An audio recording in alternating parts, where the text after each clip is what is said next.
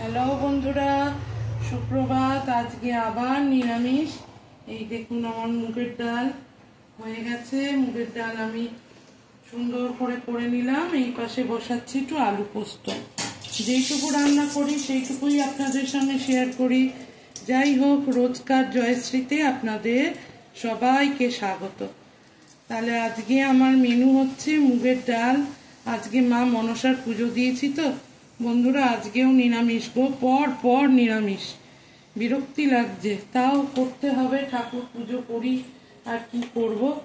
একটু দিলাম শুকনো লঙ্কা আর একটু দিলাম পাঁচ ফোড়ন এবং সঙ্গে দিলাম কটা টমেটো। আলু পোস্ত আমি সিম্পলভাবে এরমভাবেই করি, দেখতে ভালোভাবে সেরম আর কিছু প্রসেস আছে কিনা আমি জানি না। আমি এরমভাবেই সাধারণত আলু পোস্ত করে থাকি। ডাল আমার প্রায় হয়ে গেছে। এবারে আমি টমেটোটা একটু গলার অবধি অপেক্ষা করব। টমেটোটার ওপর দিয়ে দেখলেন একটু লবণ ছড়িয়ে দিলাম। এরপর আমি একটু এটা গলা অবধি অপেক্ষা করব, তারপর আমি অন্য প্রসেসে যাব। আলু মোটামুটি টমেটোটা আমার একদমই একটু মাখা হয়ে এসছে। আমি আলু পোস্তয় কিন্তু অল্প একটু আদা বাটা দিই, সামান্য একটু আদা বাটা দিলাম, 1-1.5 চামচের মতো। আর এইদিকে দেখেন আমার ডাল হয়ে গেছে। ডাল আমি নামিয়ে ফেলেছি। আজকেও আবার মা মনসাকে পুজো দিলাম, মায়ের পুজো। আমাদের বাড়িতে তো শালগ্রাম শিলা আছে, ওই জন্য সব পুজোগুলোই হয়, সব পুজোই ছোট করে। আগে তো অনেক বড় করে হতো, অনেক লোকও ছিল, কাটাকাটি করার লোক, পরিশ্রম করার লোকের অভাব ছিল না। এখন আমি একা, আমি যতটুকু পারি ততটুকুই বজায় রেখেছি গো।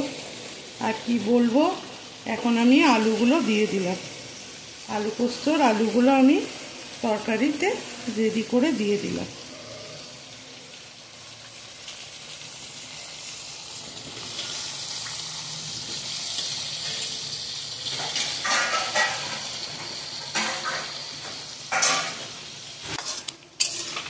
আলুটাকে সামান্য নাড়িয়ে চাড়িয়ে আমি সামান্য একটু লবণ দিয়ে একটু ঢাকা দেব। আলু পোস্তে আমি হলুদ দেব না, হলুদ ছাড়াই করব।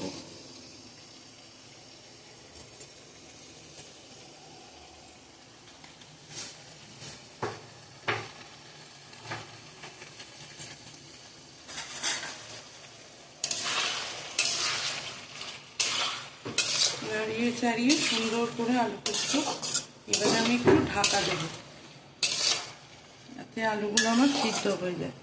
পোস্তটা আমি একেবারেই লাস্টে দিই, তাতে পোস্তের স্বাদ মনে হয় একটু বেশি হয়।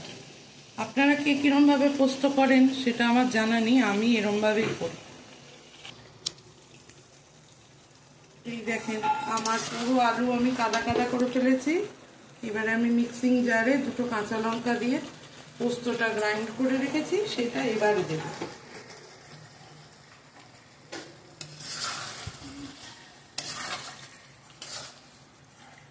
সুন্দর করে এবারে মিশিয়ে দেব।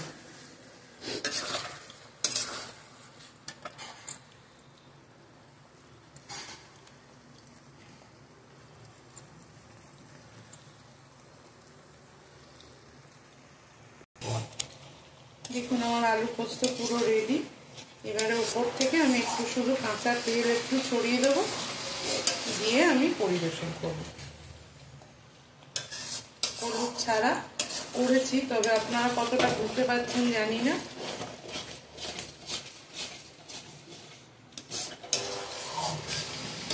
আলু পোস্ত কিন্তু এমনি বাঙালির ঘরে খুব লোভনীয় খাবার, আর নিরামিষের দিনেই এটা বেশি হয়ে থাকে।